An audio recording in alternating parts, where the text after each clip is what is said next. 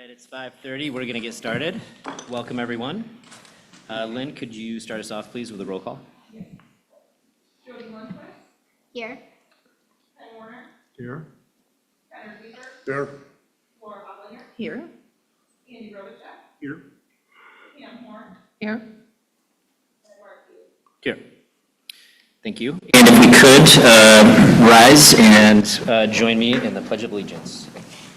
Pledge allegiance to the flag of the United States of America and to the republic for which it stands, one nation, under God, indivisible, with liberty and justice for all. Thank you.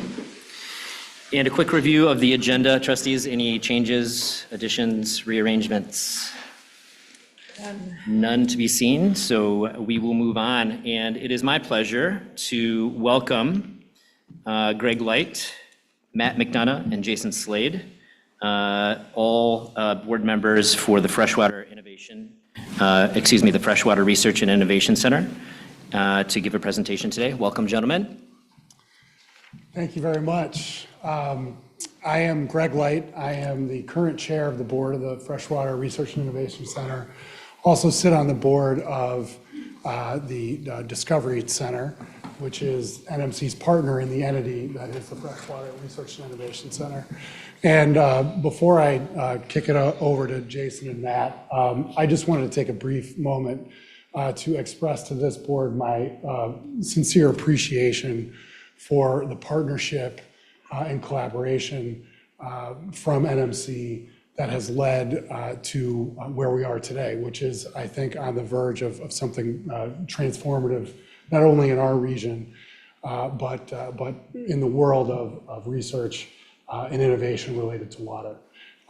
My thanks to President Nisley and his staff, who have been instrumental in so many ways in the effort to get this initiative off the ground. And I also would like to take a brief moment to express my appreciation for your own Jason Slade.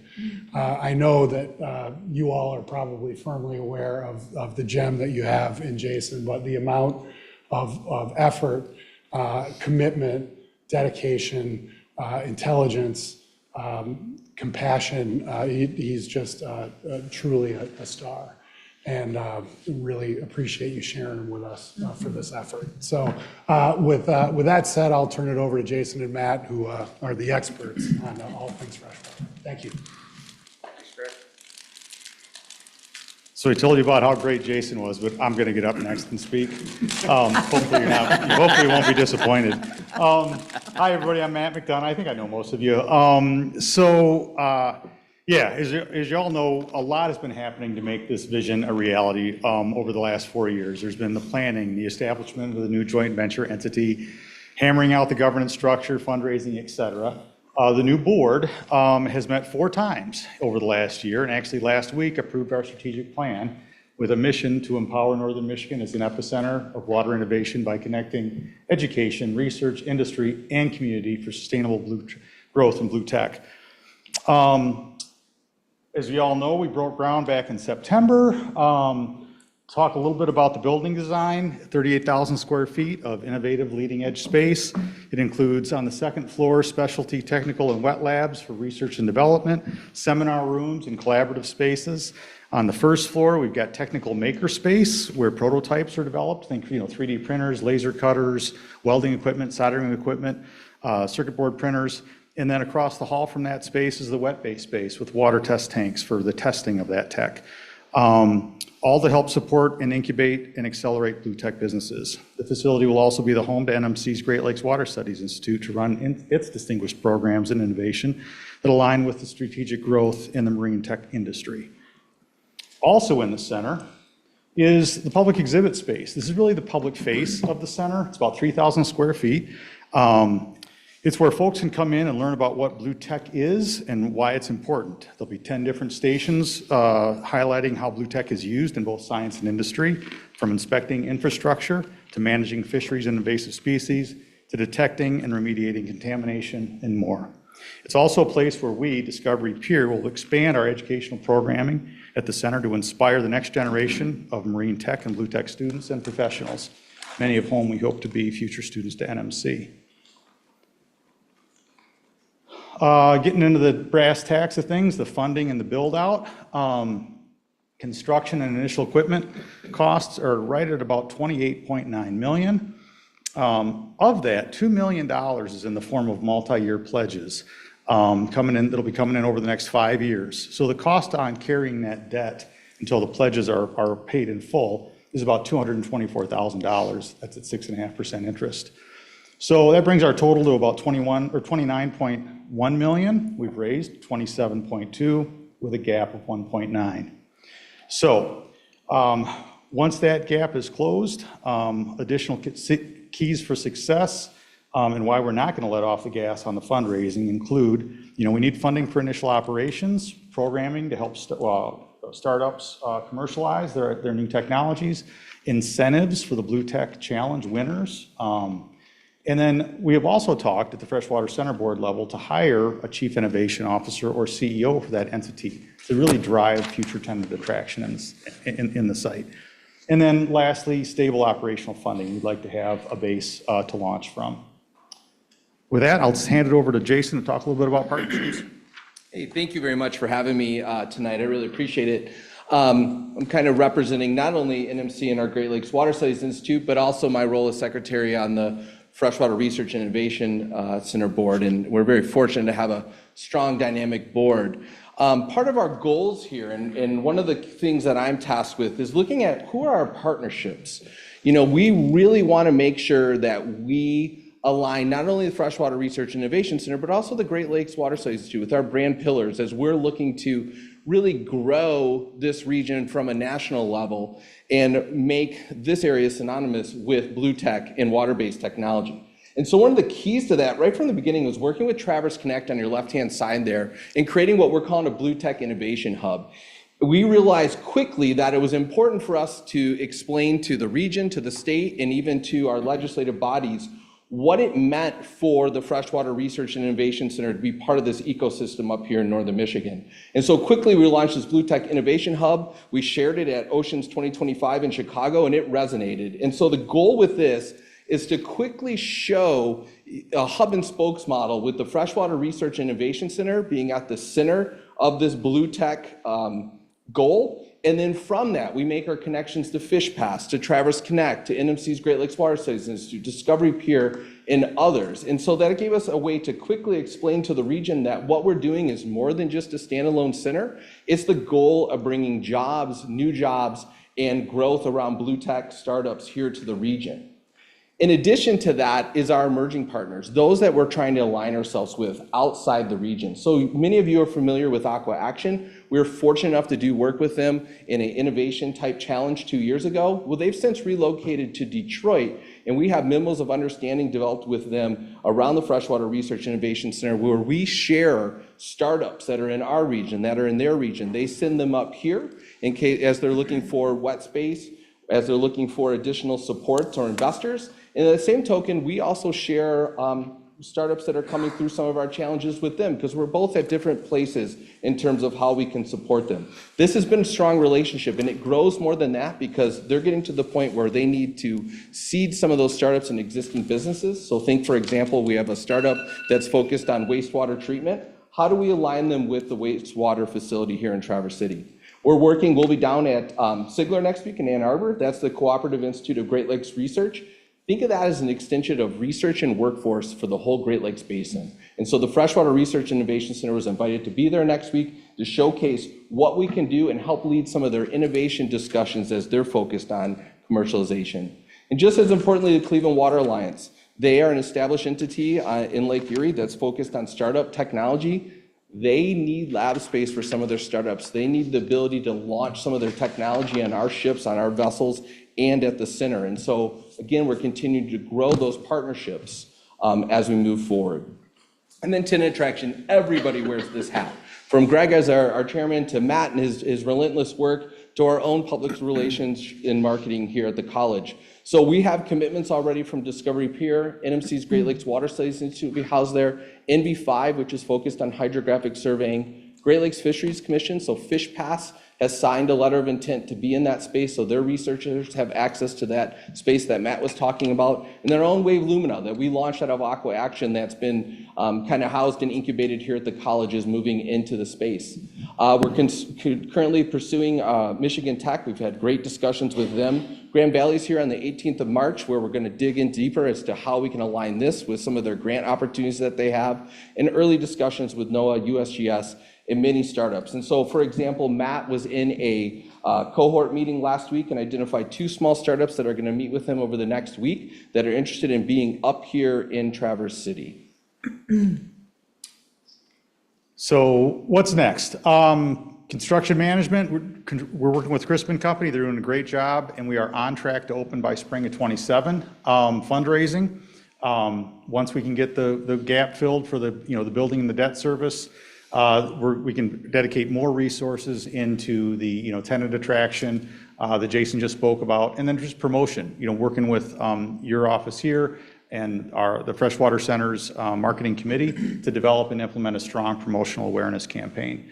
And then governance, basically build out the board of directors based on the strengths, needs, and the strategic goals of the center. So with that, I think we're done. I'm happy to answer any questions you have. Thank you very much, and we will have questions. I just wanted to say real quick before the trustees ask questions, I should have mentioned prior that we are, action item R, discussing approving the recommended investment of $2 million for Freshwater Research Innovation Center. And so now would be a great time for all of those questions as well. So by all means, Kennard. First, we were told early on that this was going to be column structure so that the interior walls could be configured without any effect on the structural of the building. Is that still true? Could you say the beginning of that again, Column Ken? structure. Yes, it is column structured, yep. Now, Secondly, I thought Michigan Tech was fully committed. Is it just what they're going to do with the space that they're concerned about, or what? no, I actually spoke with their VP last week of research. They are committed for 2 years. They're looking, and they have funding set aside to hire a lead researcher for 2 years with the charge of building that program out. So no, they're in. They're in. So it's just how they do it, not It's how, whether they yep, will. it's how they do it and how much space they take up at the front end, so. Thank you. Laura. A couple of things. First, mostly a comment and then a question related to the board. The comment being, since being at this table with all of you from the beginning, this is such a proud moment to have you here and have you here talking about board is developed. We're under construction. We are, as Chairman Keeley mentioned, we are about ready to vote on another $2 million towards this important investment. And you had mentioned, I think it was in your report, Matt, that you're looking at a potential CEO of this facility. So with all of that said, first, just congratulations. This is really exciting to be here with all of you.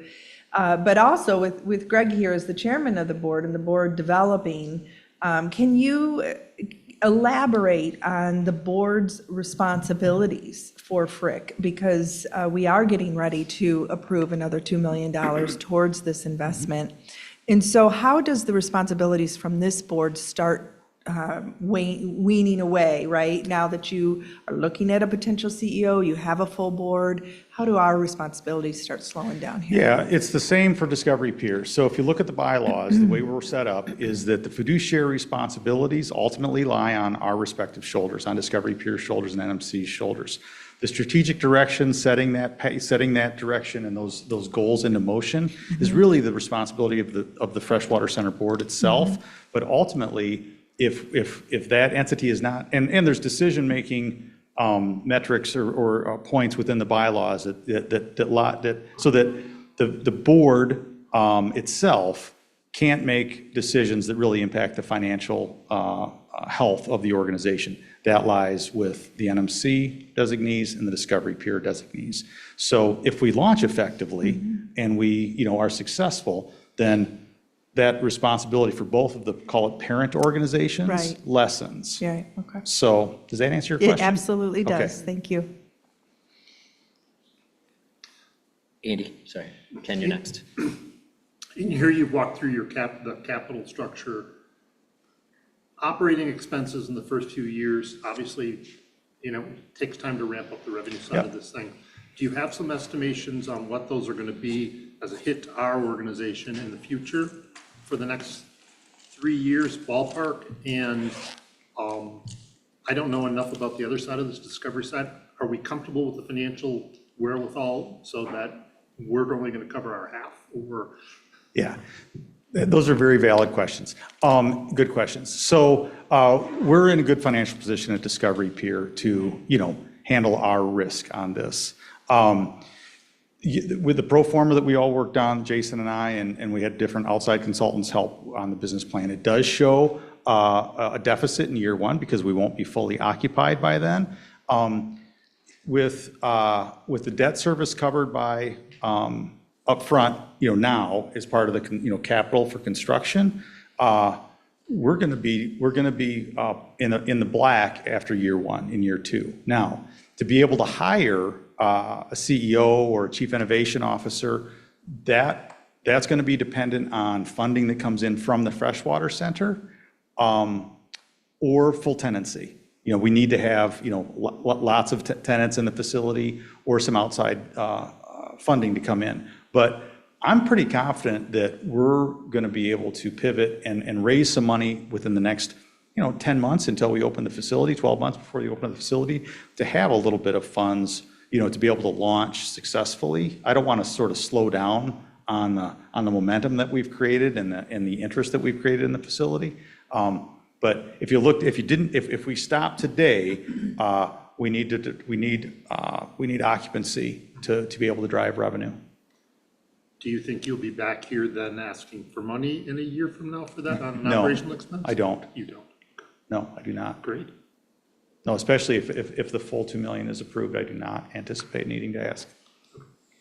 Ken? We've been really drilling in our financial performance model with our board to that point, being very conservative in our estimates in terms of occupancy, and then thinking through what that means. Yeah, Ken? I want to ask a more, I guess, philosophical question, if you will. And I'll start out by saying I thought since its inception that Frick is one of the potentially most exciting and important developments that's occurred in this community in a very long time. So I'm really quite thrilled about, I'm delighted with the progress you've made and excited about the future for it. I want to ask about the R in Frick. Originally, there was some discussion about this was going to be the Woods Hole of fresh water. And I'm trying to understand that in the context of the Woods Hole model and your sort of conceptualization of how research will be put together here. And I haven't heard much of anything about that other than you want tenants and you want innovators. But I haven't heard anything that's really addressing the issue of research in a broader context and a plan for the evolution of the research over time. And actually, Kennard's question about space is one that struck me when I was looking at the blueprint, if you will. There are very few offices.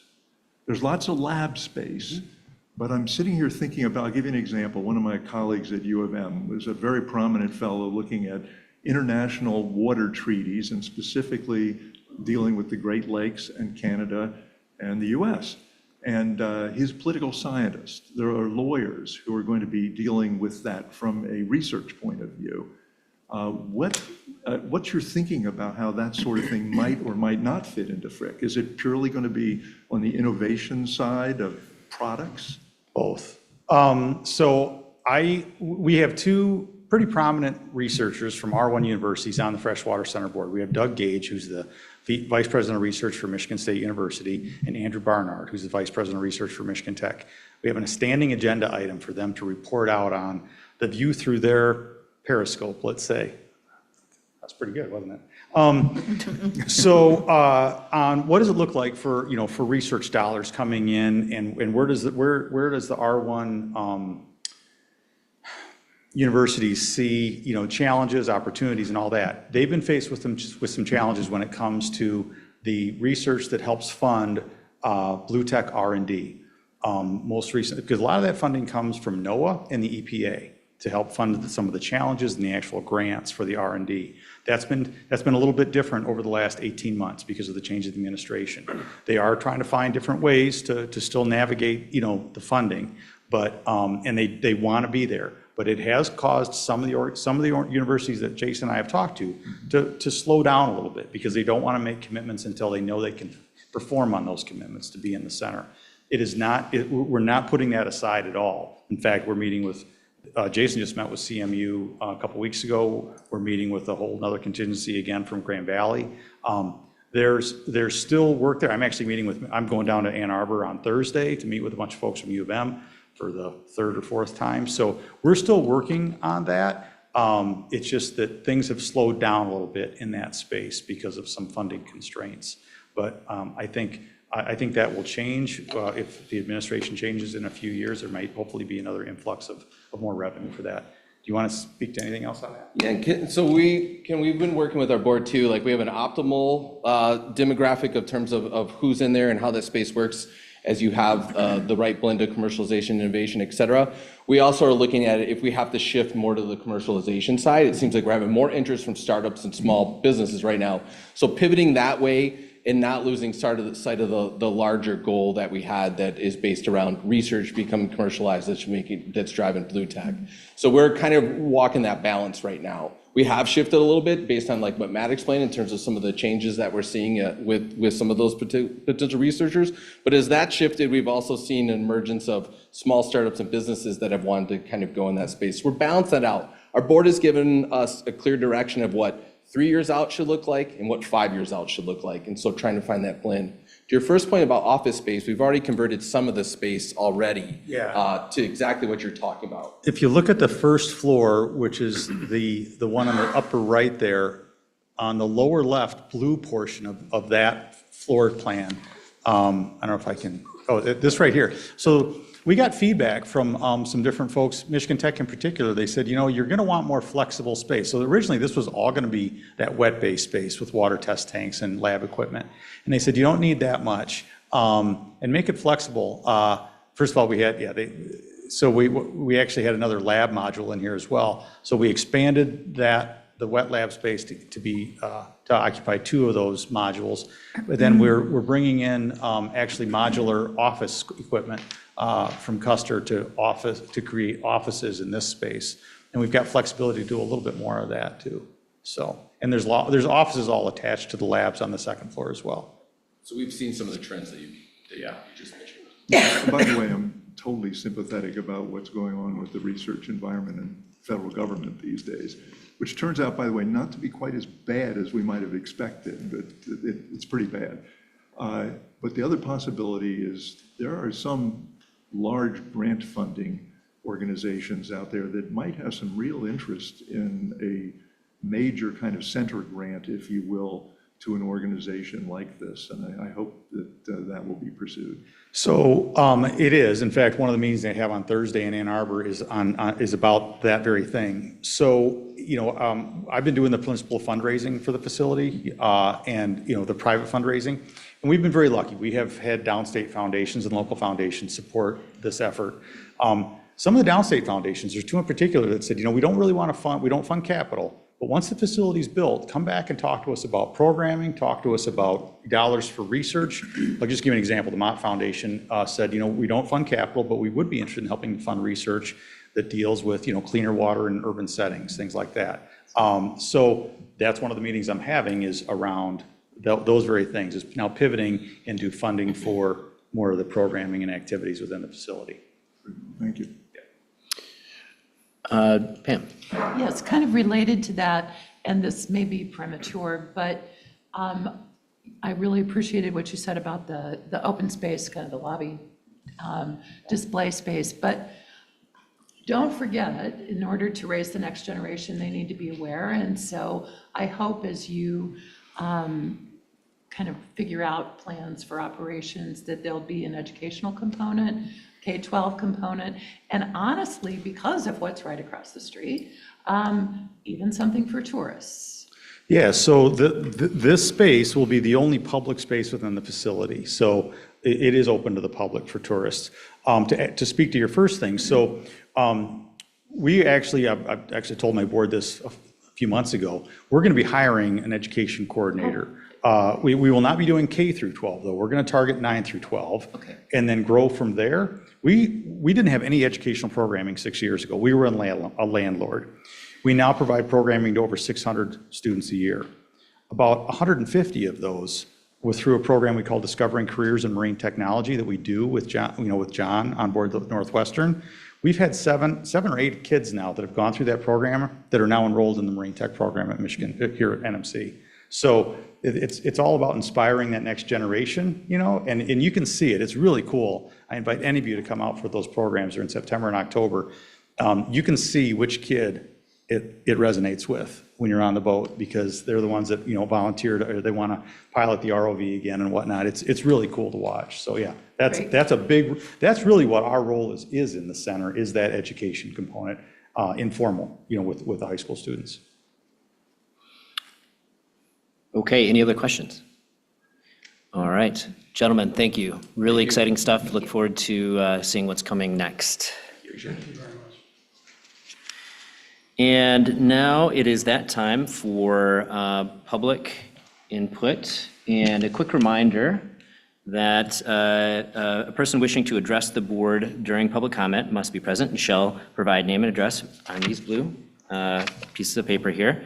And that the topic addressed should be related to the business within the jurisdiction of the board. Comments are limited to 3 minutes in length per speaker, and the board will take the public remarks into consideration, but will not comment at this time. First, I would like to welcome Kennedy Stout to the podium, please.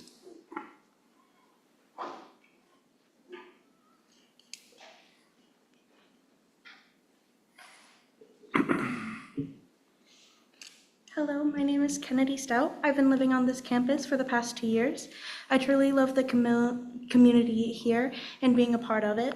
I appreciate how NMC as a whole, from the president to the hardworking cooks at the cafe, want to hear what we, the people of NMC, have to say. NMC creates surveys so we can share about how our classes went at the end of each semester and what is being served at the cafe. But we do not have a survey about the dorms, where residents of NMC have a place where they can share their experiences of the place that they've called home, no matter if they've been here for a semester or 5 years. Could a resident directly go to the people who run the dorms? Yes, but think about how scary that can feel, having to confront somebody in a way who has the power to affect your housing experience. Even if they most likely would never do something like that, it can still feel very intimidating and can be a big deterrent for people to advocate for themselves. Their fear alone can stop people from bringing up things that can better our campus for the people who are here the most. I feel like, if anything, the dorms are probably the most important place to have surveys, because they are the ones that live on campus and use the resources more than anyone else. So I would appreciate it if the Board of Trustees could consider finding a way to get a survey for the North and East Hall students to openly share the experiences with NMC. Thank you. Thank you, Kennedy. Now I'd like to welcome, is it Tao Murphy, please?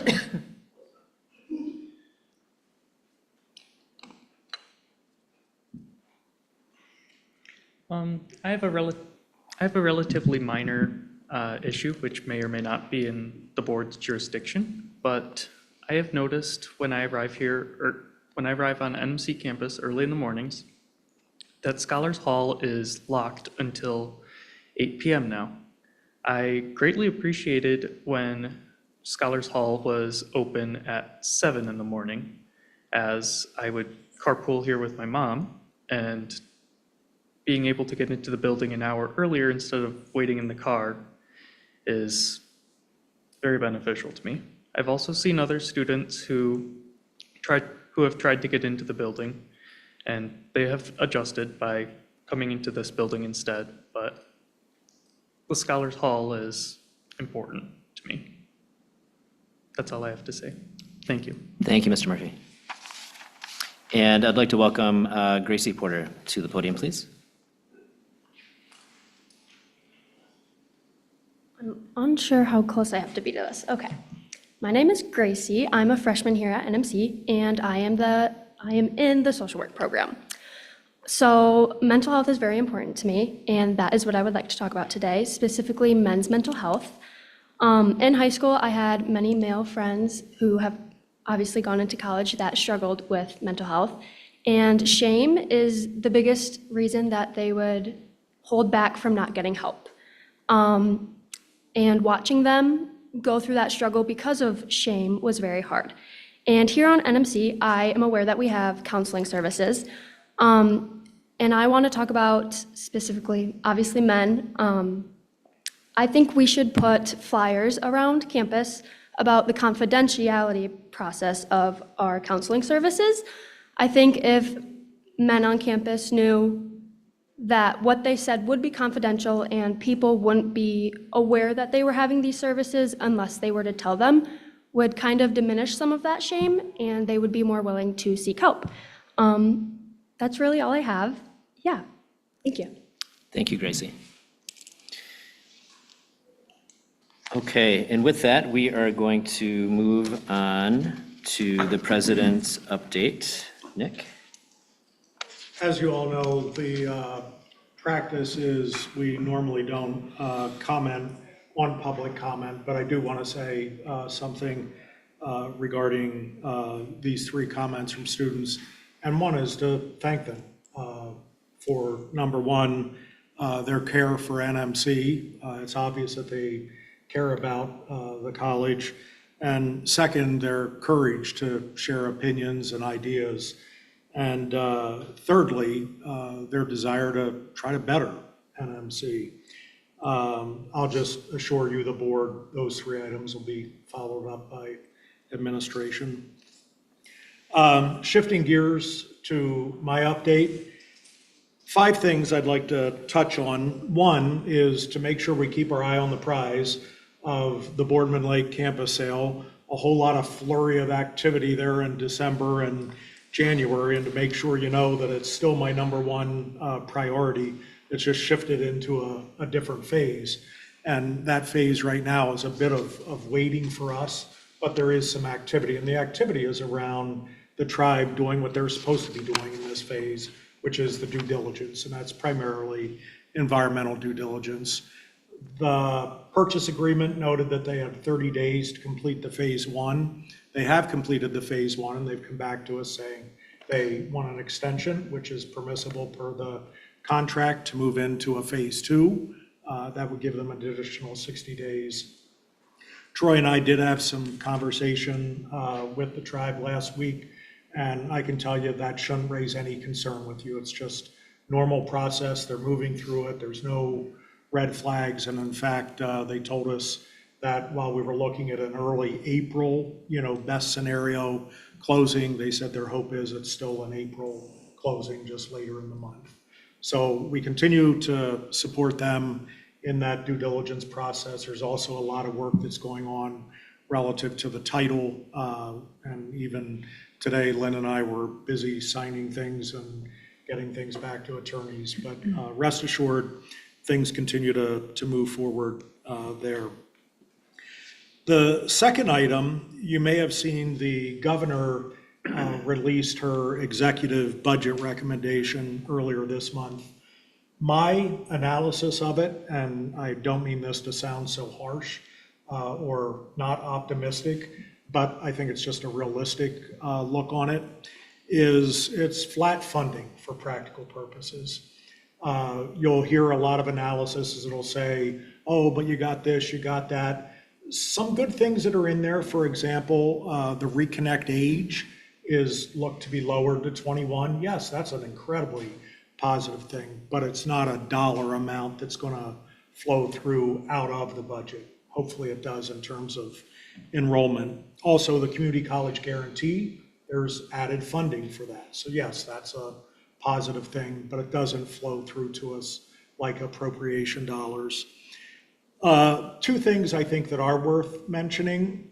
You know that we've been advocating around dual enrollment, and you've seen the incredible numbers that Todd has shared about the enrollment, dual enrollment growth we've seen. which has now peaked at our highest ever at 19.3% of our student body. So great work to Todd and his team getting there. But we know that one of the challenges is the funding mechanism for the K-12s. And that funding mechanism makes superintendents take from their existing budget to support dual enrollment, and it creates a tension. And what the governor's recommendation does is it creates a separate budget funding mechanism, so they don't have to take from the school budget. That's an incredibly positive thing that will allow us to hopefully continue to grow. And the last thing is the items funding. If you remember, it's an acronym for infrastructure, technology, equipment, maintenance, and safety. It's just a way of saying, think of it as like a little capital expenditure budget, not like true capital outlay. But we are looking at a slightly over $1 million of items funding. So that is one positive thing I'd say. But in general, flat funding. Also keep in mind, this is just the governor's budget. The House and the Senate now have to come in. But I think in terms of history is whatever the governor sets, usually it doesn't get better from there. So in other words, the House and Senate are probably going to take things out of there versus add things.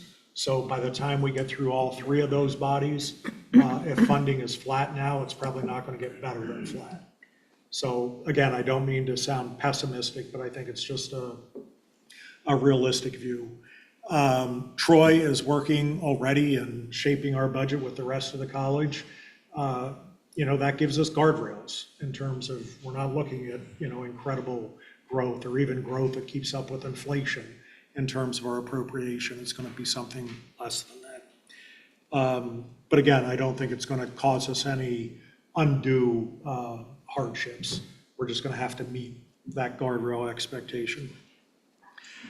The third item, on a very positive light, last week the foundation executive committee and finance and audit committees met, and I can very proudly tell you that last week, for the first time ever, our endowment crested $75 million. And it isn't lost on me that that's in our 75th year. So we were really proud to see that. But as you know, because it's market-based, there's going to be fluctuations. We might dip down below that.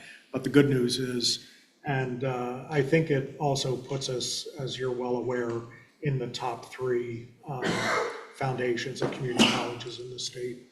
So proud of the work that the foundation has done in achieving that. The fourth thing is around OOPS. And it was probably a year or two ago that you heard our last update about OOPS.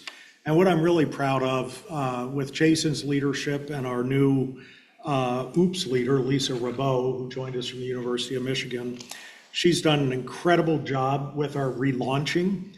Remember, OOPS 1.0 was our venture into this area of how do we create an innovation engine for the college. And at the end of the day, I'd say we probably over-indexed in terms of community engagement at the expense of college engagement. And we heard from you last time when we were in here, you said, let's bring it back a little bit more college focused. So as we went about that reimagining, that was the key task we were trying to accomplish. How do we not give up on the community, but how do we make sure that there's emphasis here on the college and that emphasis also aligns to our strategic plan?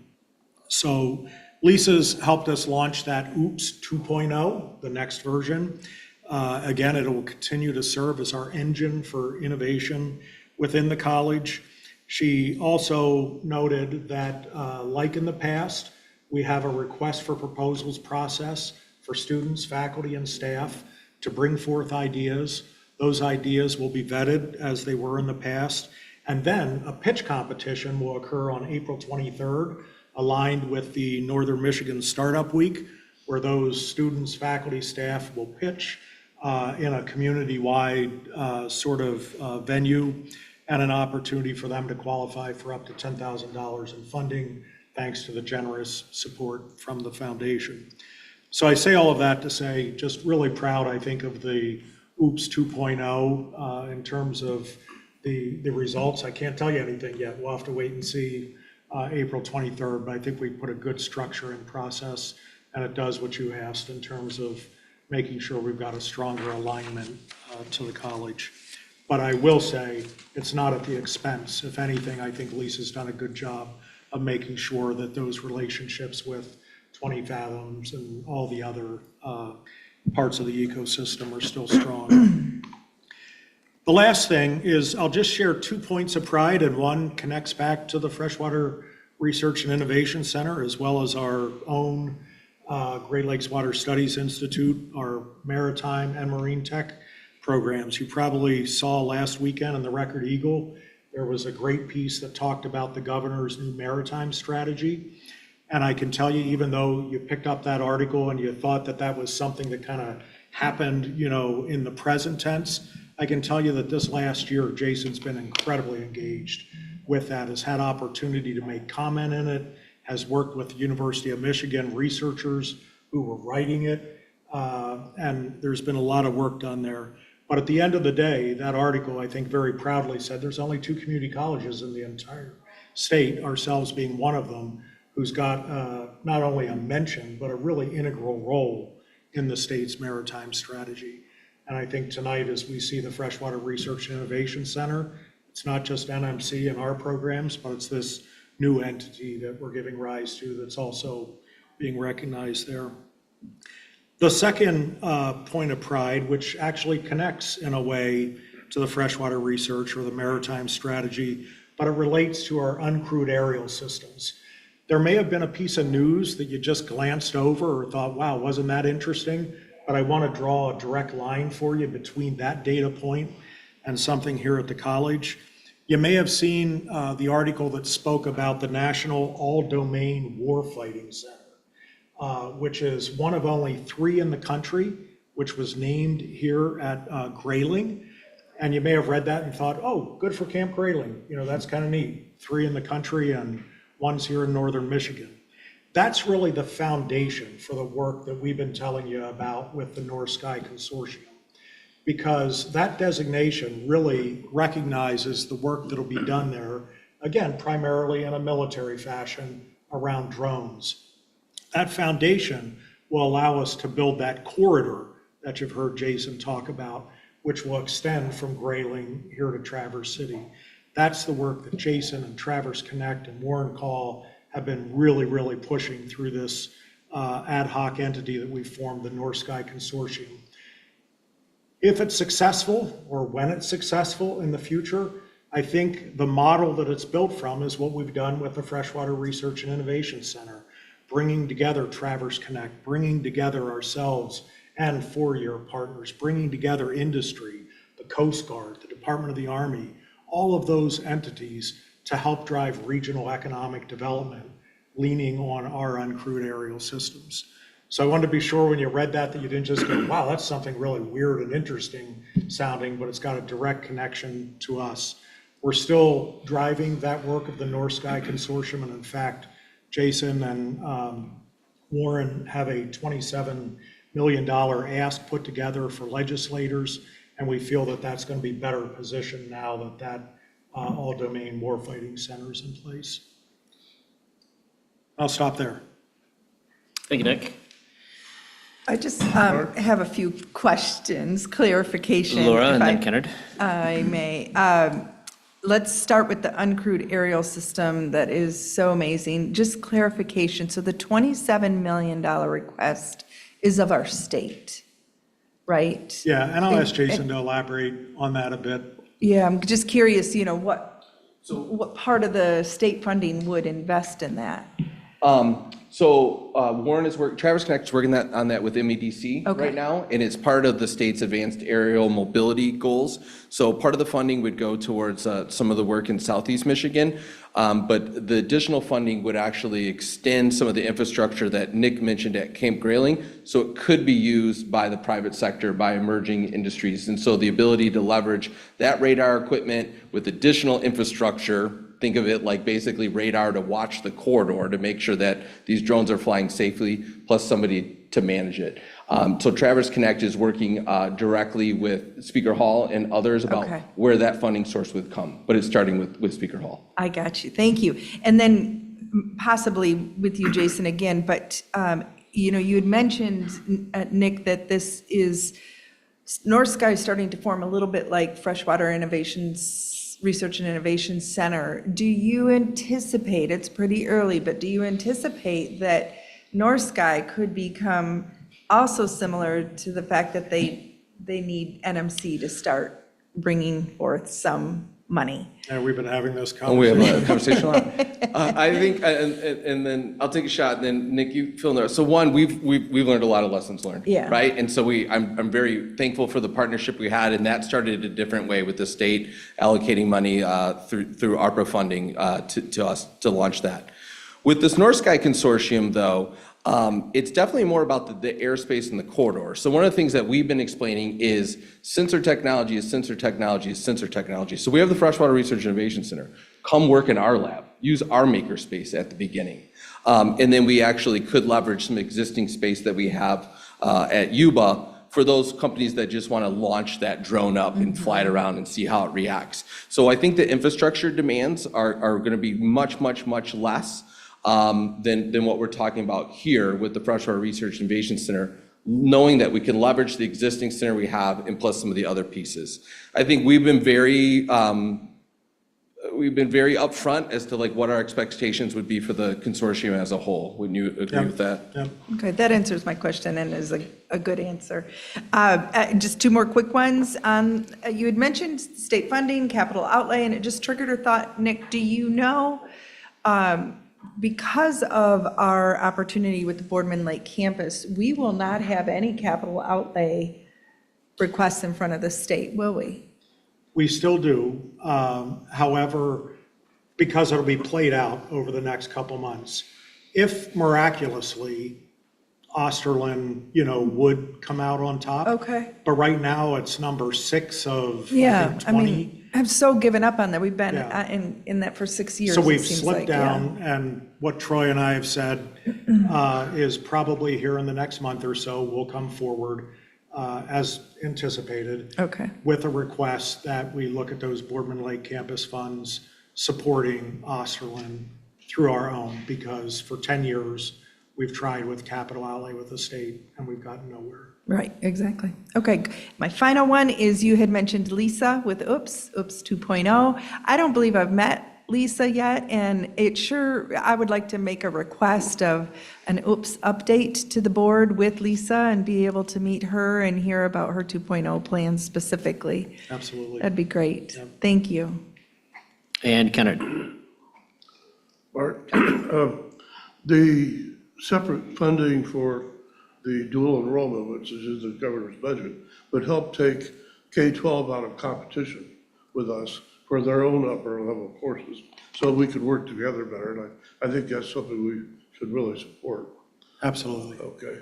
The other was Oops for the external community. It was a good try. It didn't do quite what we wanted to do, so you're right to restructure it. I hope we keep looking for other ways to support existing businesses and to help launch new businesses, get beyond the innovation level and actually scale up. Absolutely. Yeah. And I guess I'd say with Oops 1.0, oops. We tried, it wasn't Oops 1.0, allowed us to get to 2.0.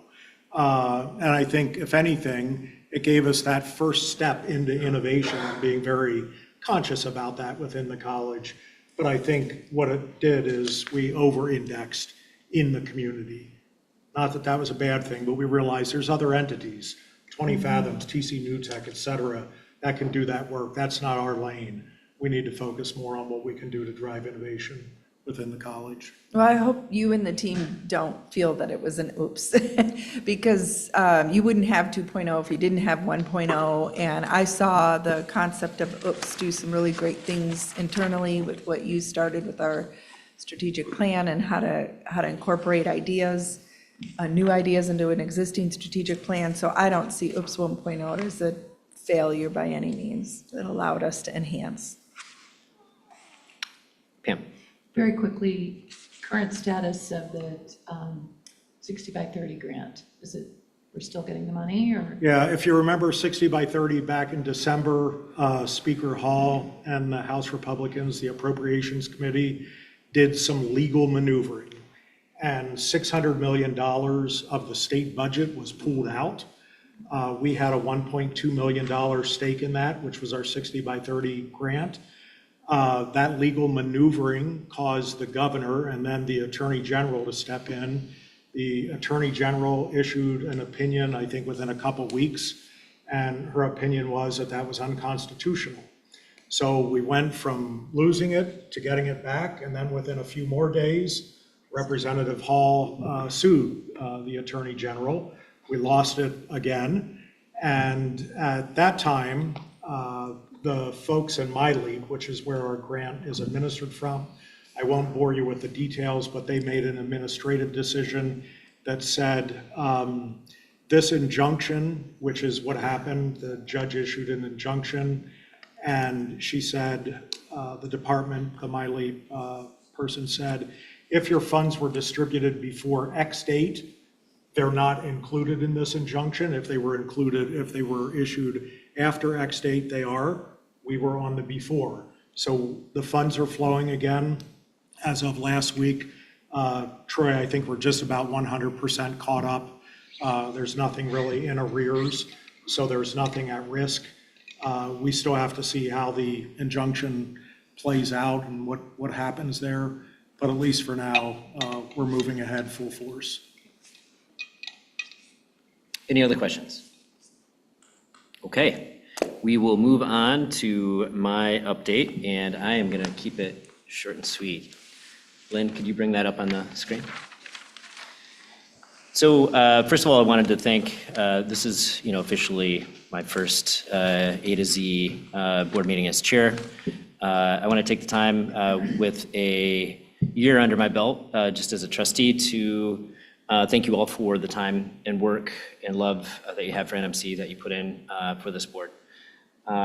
For my update, I wanted to just highlight and do a shout out to the 75th Celebration Committee and all the work that they've done, and just show you a quick, if you haven't seen it yet, I'm sure we all have been on this site every day, but nmc.edu//75, which is all things 75th anniversary as far as celebrations. And there's a great introduction from Nick, and that I wanted to highlight for the board the three main events that we are aware of. On April 25th, we've got the Student and Community Block Party. July 25th, the History Walk.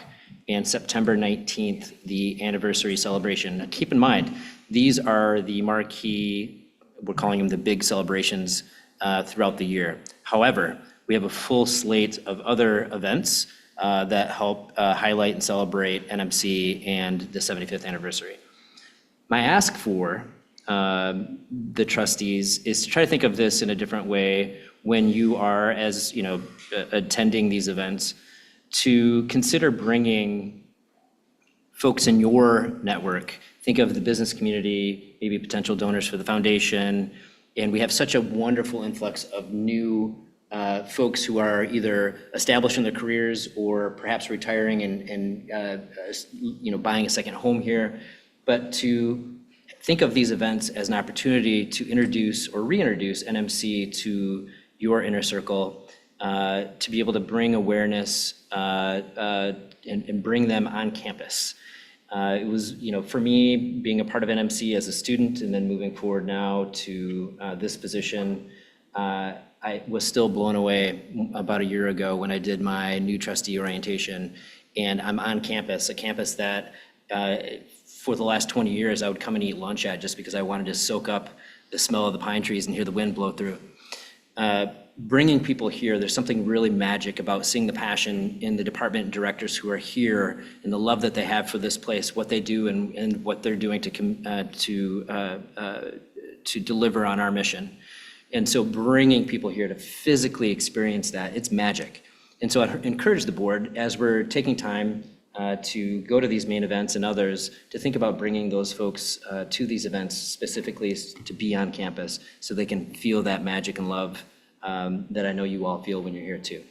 And with that, we shall move on. But the website again, for anyone in the room who hasn't seen it, is nmc.edu/75.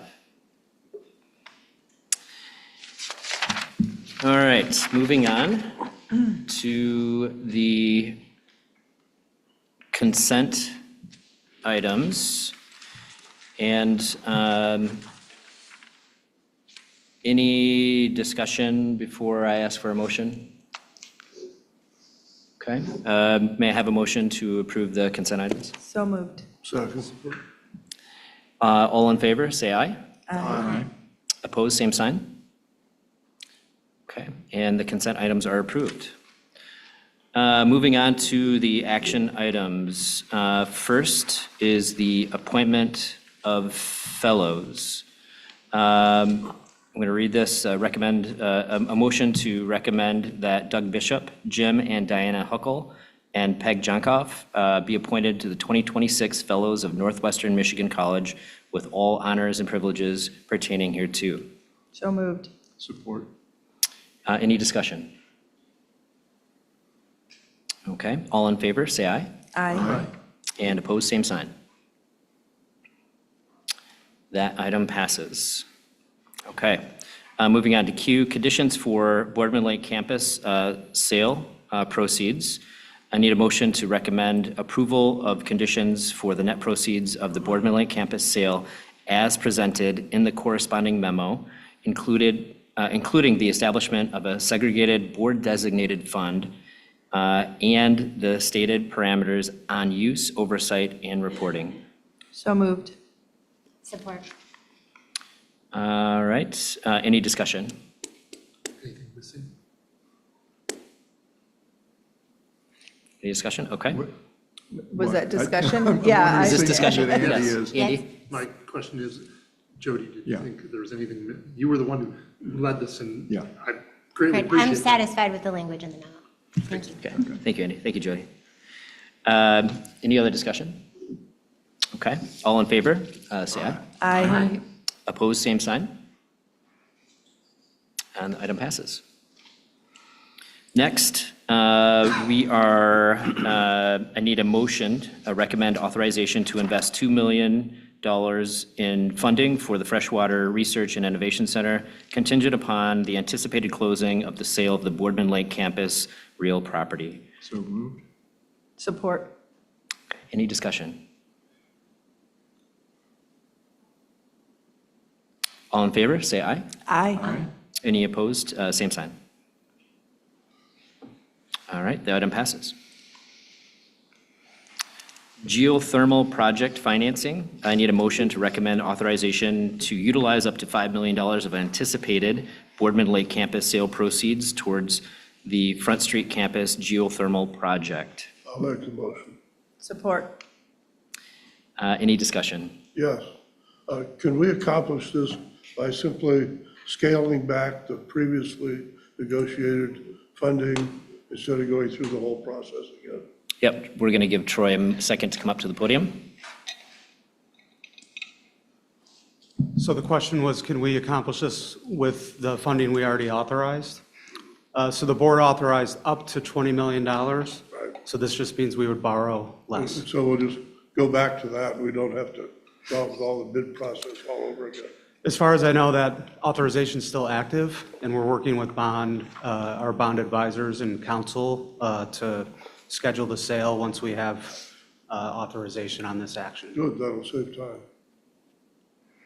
Okay, any other discussion? Mark, I would just add, I think with Troy's leadership, as you saw in the memo, we'll essentially take our total borrowing from 15 million to 11 million, so an almost $4 million savings by reducing the debt. So thank you, Troy. Okay, any other discussion? Okay, all in favor, say aye. Aye. Opposed, same sign. And that item passes. I need a motion to recommend authorization for administration to renew a 3-year contract with Envisions for the Argos reporting system for a total 3-year cost of $167,378. So moved. Support. Thank you. Any discussion? Okay, all in favor, say aye. Aye. Opposed, same sign. The item passes. Next, I need a motion to recommend authorization for the administration to enter into contract with People Driven Technology for replacement of 100 door access controllers at the cost of $132,765.71 to be funded by the plant fund. I'll make the motion. Support. Any discussion? Yes. Is this system completely isolated from all the rest of our communications and electronics? Todd's going to make his way up to the podium.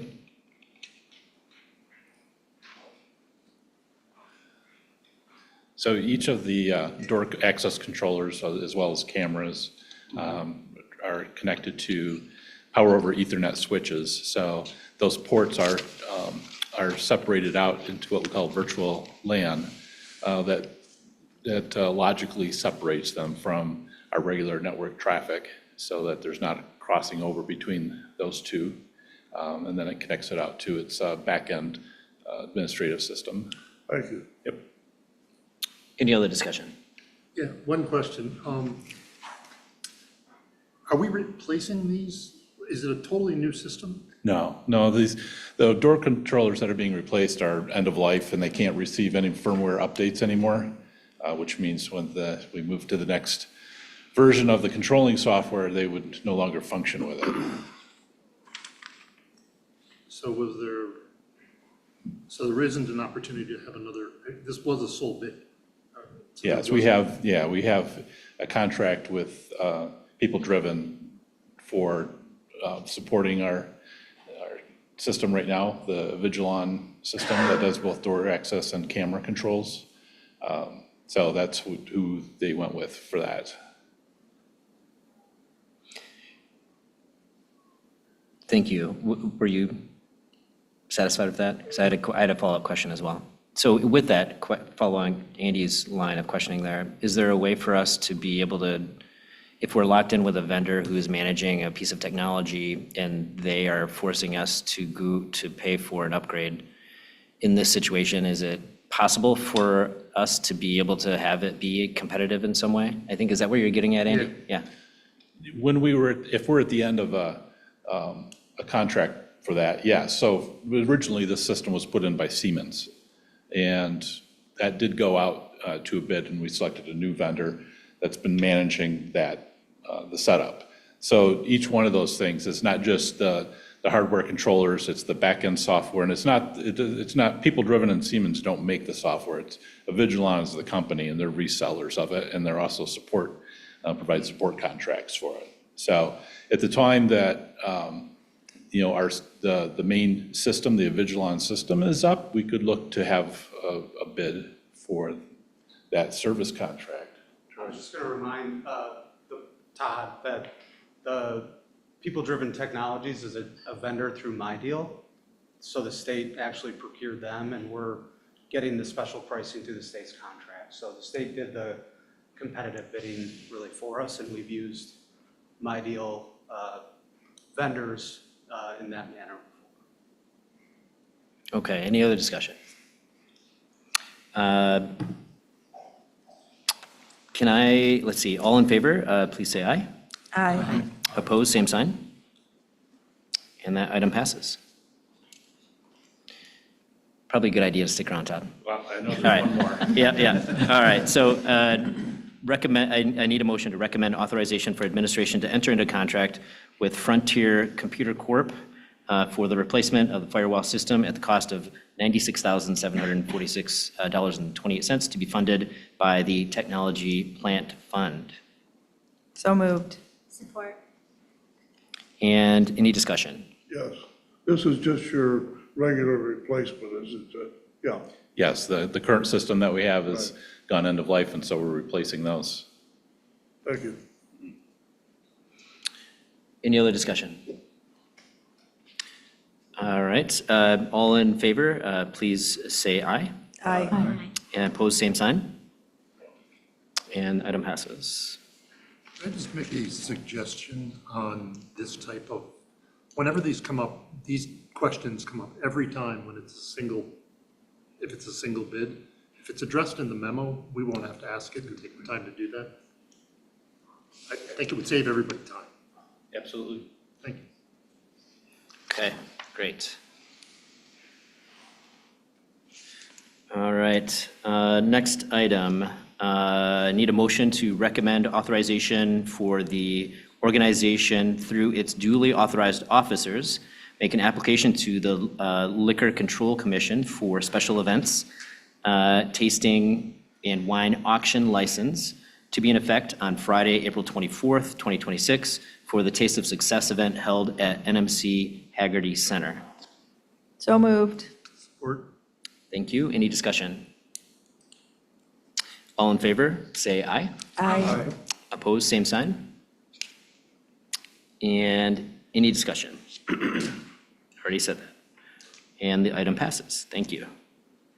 Lastly, I need a motion to recommend approval of housing and board rates for the 2026, 2027 fiscal and academic year. So moved. Second? Support. And all in favor, say aye. Aye. Opposed, same sign. Any discussion? Okay, item passes. Thank you. And with that, a quick review of follow-up requests. So Laura, Lisa, to get her in upcoming for OOPS. And then the follow-up with Andy's update request regarding these type of sole bid memo, to a little note in there about, the situation, so we don't have to repeat that. And with that, we are adjourned. Thanks, everybody.